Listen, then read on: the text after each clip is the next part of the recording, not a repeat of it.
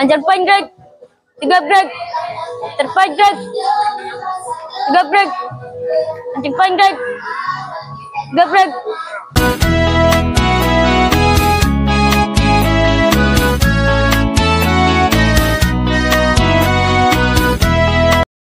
Assalamualaikum warahmatullahi wabarakatuh.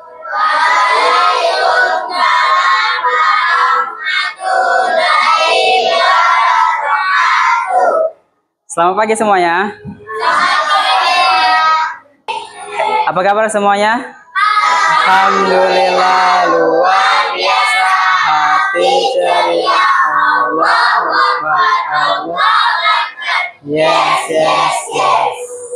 Untuk ketua kelas, silakan untuk memulai membaca doa. Halo teman-teman, sebelum kita belajar, kita baca doa. Mulai. Bismillahirrahmanirrahim.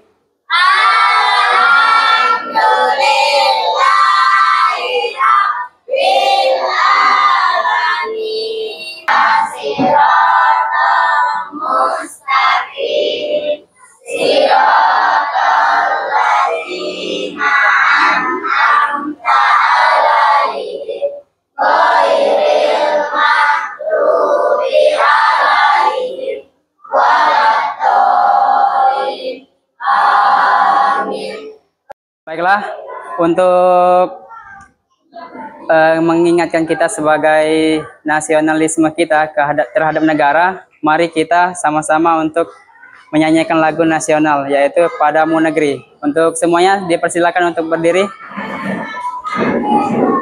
Padamu negeri kami mengabdi, bagimu negeri jiwa raga kami.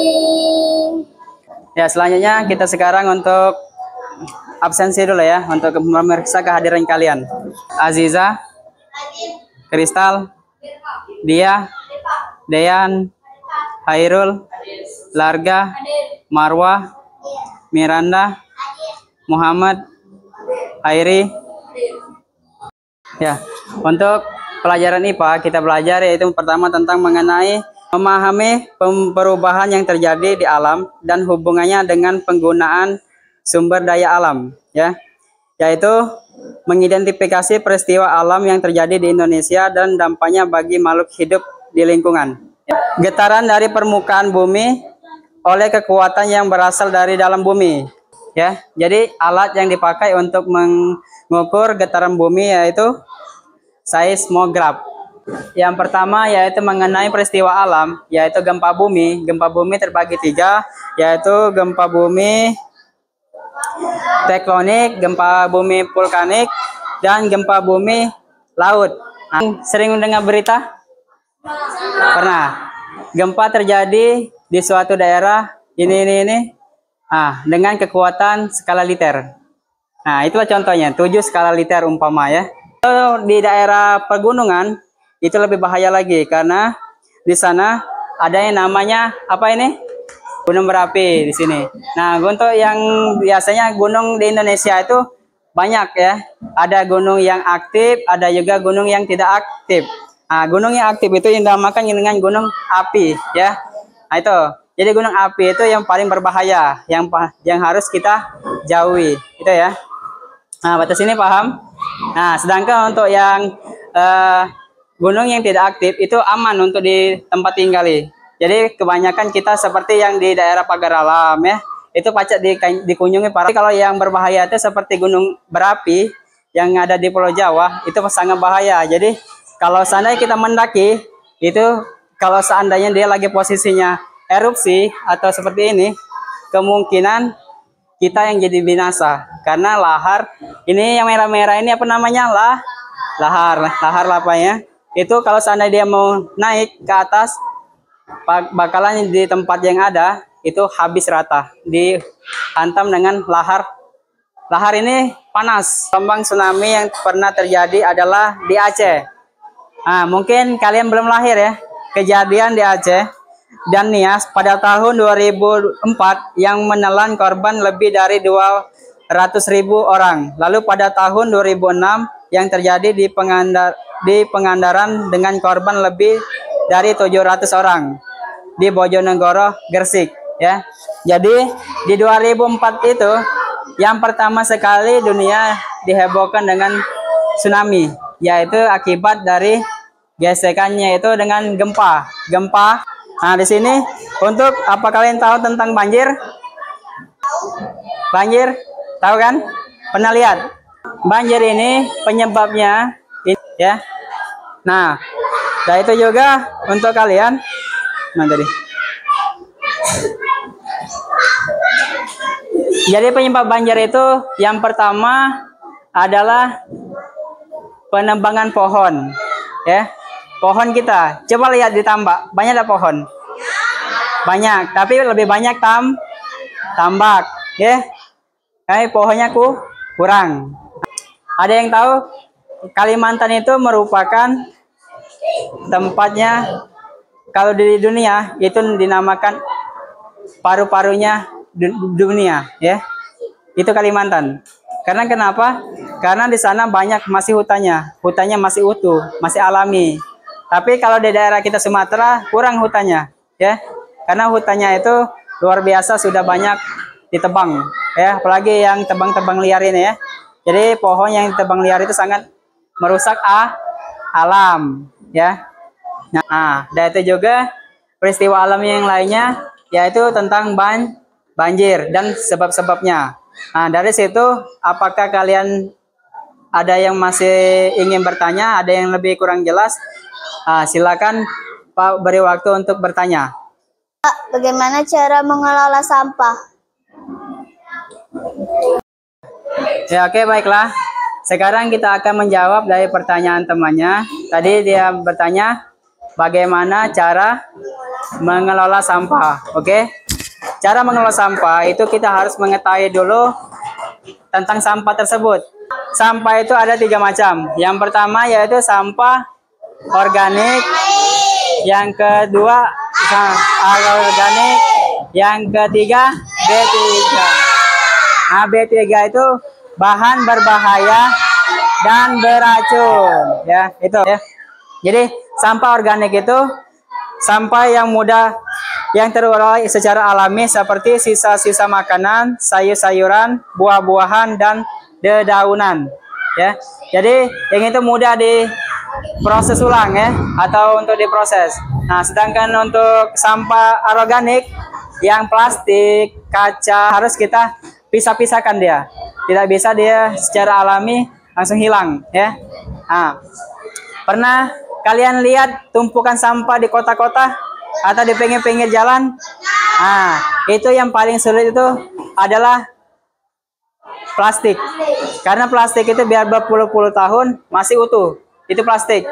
Tapi kalau yang seperti makanan, buah-buahan, sayuran itu paling mudah hilangnya, cepat habisnya. Nah, sedangkan sampah B3 yaitu sampah yang mengandung bahan berbahaya dan beracun seperti obat-obatan. Nah, itu berbahaya, racunnya. Deterjen, tahu deterjen? Tahu, ya.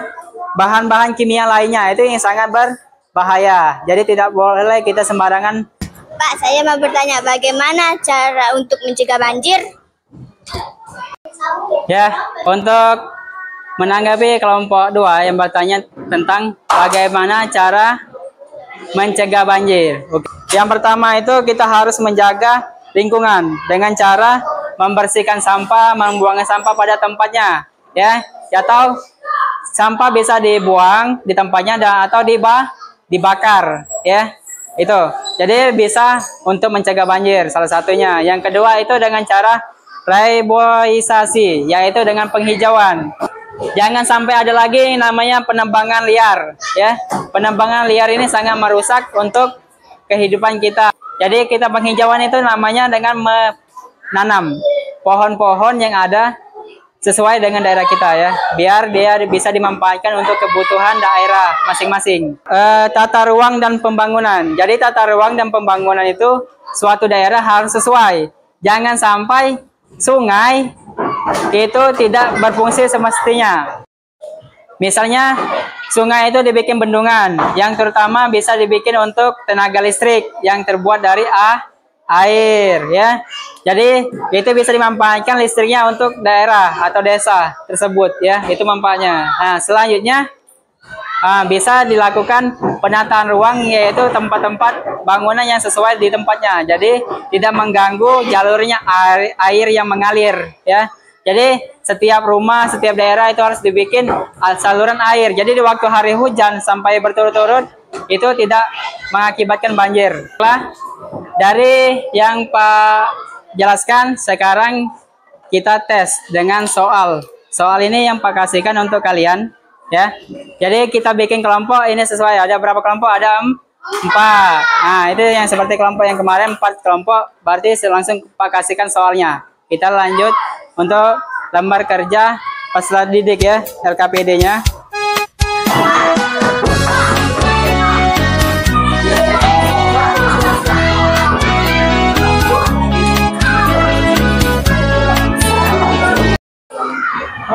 Oke, baiklah.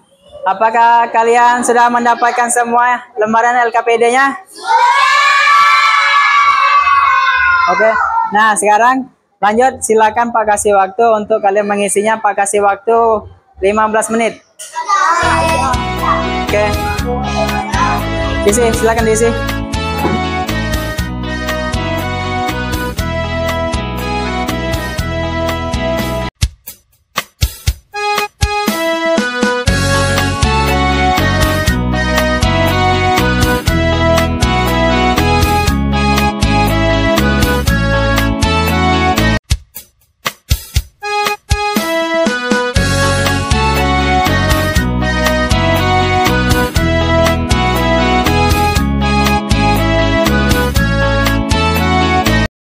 Ya, oke.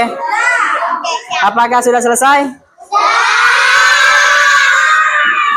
Oke, baiklah. Nah, sekarang kita untuk melakukan per kelompok ya. Soalnya tadi langsung dijawab. Ya, untuk kelompok 1 silakan dibaca. Kegiatan manusia yang dapat menyebabkan terjadinya banjir adalah A. Membuang sampah pada tempatnya, B. Membuang sampah di sungai, C. Mencuci baju di sungai, D. Membersihkan sampah di parit. Jawabannya adalah B. Membuang sampah di sungai. Ya, benar ya. Membuang sampah di sungai. Dari penjelasan yang Pak berikan dan kasih tugas yang sudah Pak berikan juga, berarti kalian sudah memahami apa arti dari peristiwa alam ya. Dari asal mula peristiwa alam, dari gunung meletus sampai gempa dan juga tsunami ya. Itu karena apa? Nah, dari situ kita banjir juga paham apa akibatnya, sebabnya, dan cara mengatasinya itu sudah. Jadi untuk kalian dari penjelasan ini, apakah kalian bisa memahami? Oke, baiklah.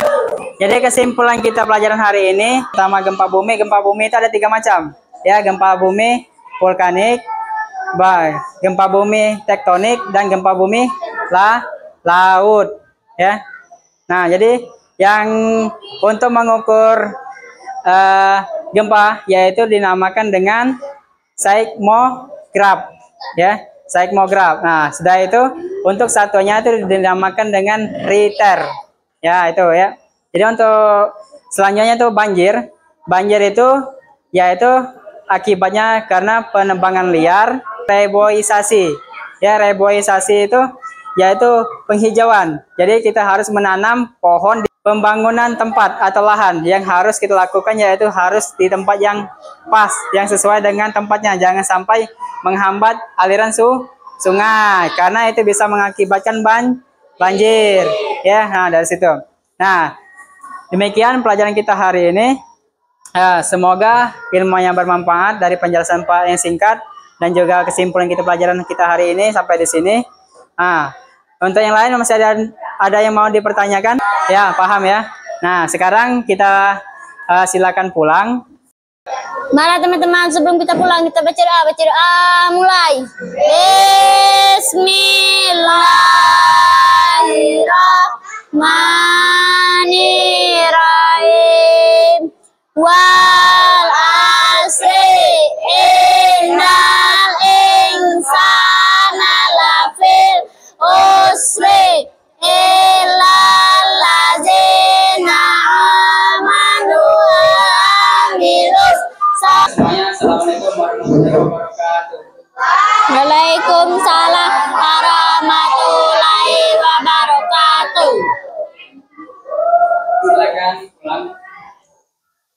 Naik merangkak.